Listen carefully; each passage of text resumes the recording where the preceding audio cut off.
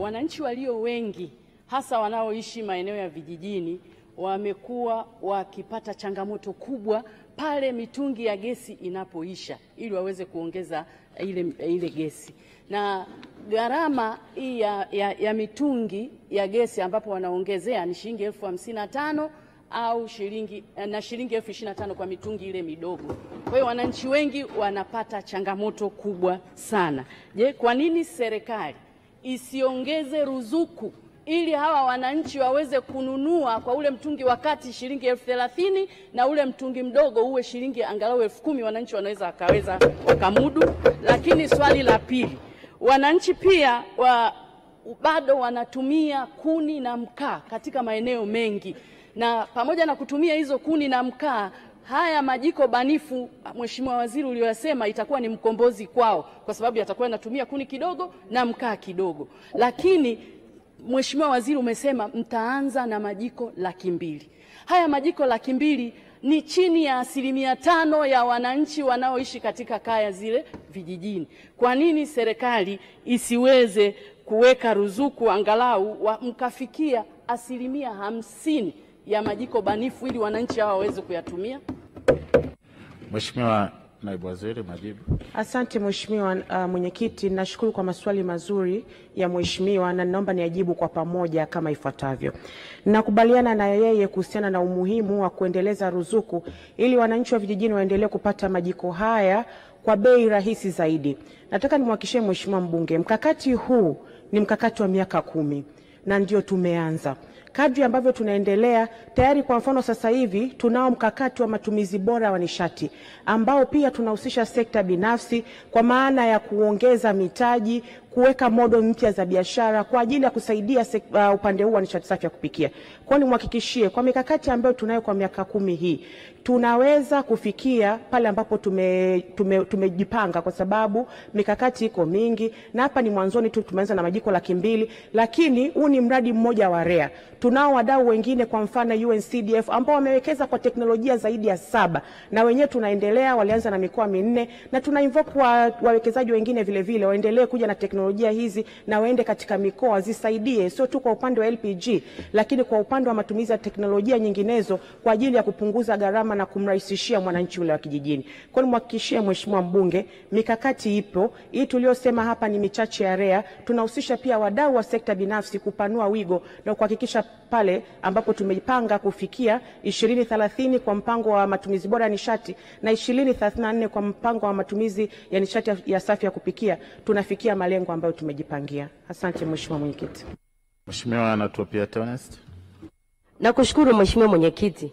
Miaka yote tangu tunaanza kutumia mitungi ya gesi midogo na mikubwa, bei imekuwa kati ya 22,000 na 25,000, 50,000 na 60,000 ile mitungi ya kilo 15. Ni lini hiyo unaita ruzuku ya serikali imeanza kutumia kama hatujawahi kuona upunguzaji wa bei ya hii mitungi? Na kwa swali hilo, je, kwa nini kusiwe na bei elekezi kwamba baada sasa ya ruzuku iuzwe kwa kiwango hiki tofauti na ilivyo sasa? Mheshimiwa Naibu Waziri, majibu. Asante Mheshimiwa Mwenyekiti. Mitungi ambayo amesema bei yake ni bei ya kujazia. Mtungi wenyewe ule mdogo unajazwa kwa kati ya shilingi 22,000 mpaka 25,000, lakini bei yenyewe halisi ya kununua pamoja na mtungi ni zaidi ya 45,000. Serikali ambacho imekifanya sasa hivi ni kupunguza gharama ya matumizi kwa mtumiaji wa kwanza.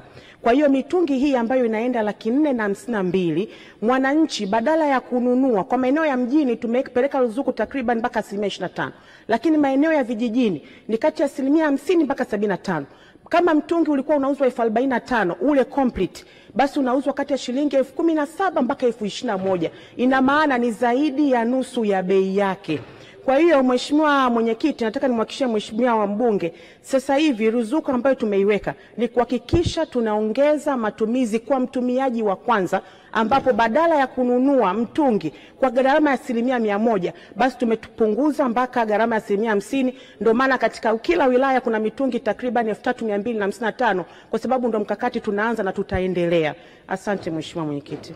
Mheshimiwa Mwenyekiti, wakati zoezi la ugawaji wa hii mitungi ya gesi majiko madogo kiendelea, kulikuwa kuna kigezo cha anayetaka lazima awe na namba ya NIDA ndio atauziwa kwa bei ya ruzuku. Hasa je, hichi kigezo cha kuwa na NIDA ambapo wananchi wengi hawana, mmejipangaje ili hao wananchi wetu waweze kupata kwa urahisi zaidi?